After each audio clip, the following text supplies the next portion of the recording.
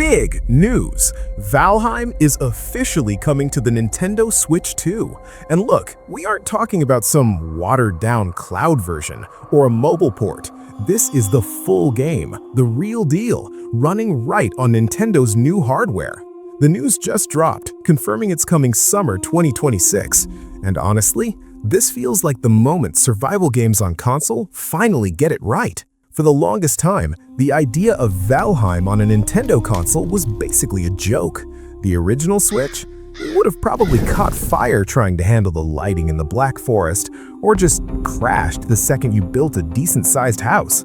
But the fact that the devs are confident enough to put this on the Switch 2, that tells us a lot about how strong this new machine actually is. The port is being handled by Pictive. That's the same team that did the Xbox version, and that is a massive green flag. They already did the hard work of figuring out how to make this game playable on a controller without it feeling awful.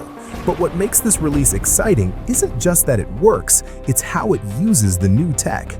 We're getting gyro aiming for the bow, which is huge if you've ever tried to snipe a troll with a thumbstick. We're getting full crossplay. That means your 500-hour server on PC isn't stuck there. You can literally take your Viking, your gear, and your base from your computer to your bed. And we have to talk about the touchscreen support, because that is actually a game changer.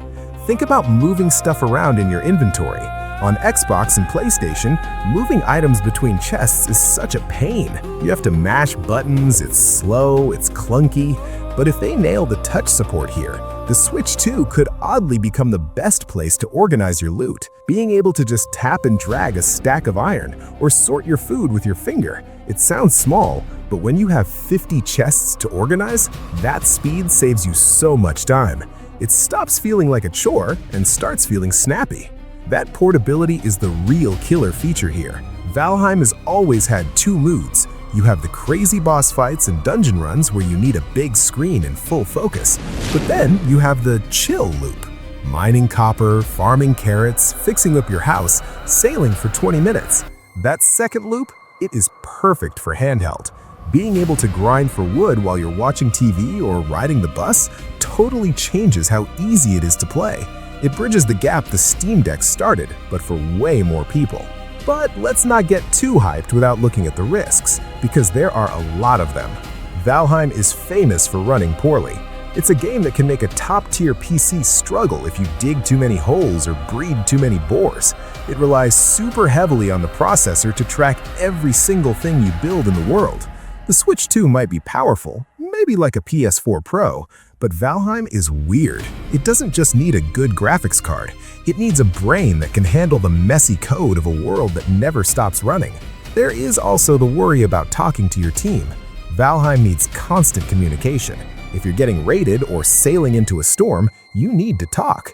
If the Switch 2 version doesn't have easy voice chat that works with PC players on Discord, that crossplay feature loses a lot of its cool factor. If the port team can't fix the lag, this could easily turn from a dream game into a total mess. We've all seen what happens when big PC games hit Nintendo consoles without enough polish. But the timing is interesting. Summer 2026 lines up perfectly with when the game is supposed to be finished on PC. Launching the Switch 2 version alongside the big 1.0 update means Nintendo players might actually get the best, most finished version of the game on day one. So, is this a match made in heaven? Maybe. It's bold, it's ambitious, and if it works, it's going to steal hundreds of hours of your life all over again.